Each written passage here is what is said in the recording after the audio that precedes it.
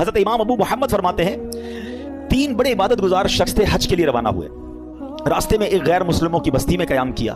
یہ بری صحبتوں کی آپ کو ایک نحوست بھی بتاتا ہوں، بندہ پتہ نہیں کبھی کہاں رہتا ہے، کبھی کن کے ساتھ رہتا ہے، سوچتا بھی نہیں ہے۔ غیر مسلموں کی بستی میں رہے، اب اس تینوں میں سے ایک بندے کی ایک عورت پہ نظر پڑی، ایک لڑکی پہ نظر پڑی، بڑی خوبصورت تھی، اس پہ دل آ گیا۔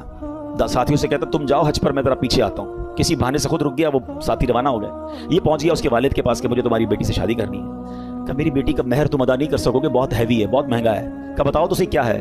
کہ مہر یہ ہے کہ تم اسلام چھوڑ دو اور غیر مسلم ہو جاؤ۔ ساری زندگی جس کی عبادت میں گزری، شیطان نے ایسا حملہ کیا، عورت کا ایک ایسا جال پھینکا اس کے دل پر کہ اس شخص نے اسلام کو چھوڑا اور غیر مذہب اختیار کر لی۔ تھوڑے عرصے کے بعد اس بندے کا اسی مذہب پہ وصال ہو گیا، یعنی کفر پر ہی مر گیا۔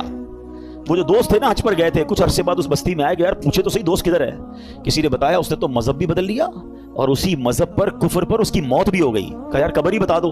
قبر پہ گئے تو اس قبر کے کنارے ایک عورت 2 بچوں کے ساتھ بیٹھی رو رہی۔ عورت سے پوچھا تم کون ہو؟ کہا میں اس کی بیوی ہوں جس کی وجہ سے اس نے میرا مذہب اختیار کیا۔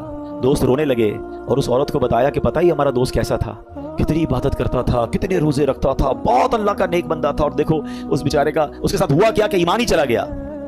عورت نے جب یہ سنا کہ میرا شوہر اتنا نیک تھا، اس کے دل میں اسلام کی محبت آئی، وہ عورت کلمہ پڑھ کر مسلمان ہو گئی۔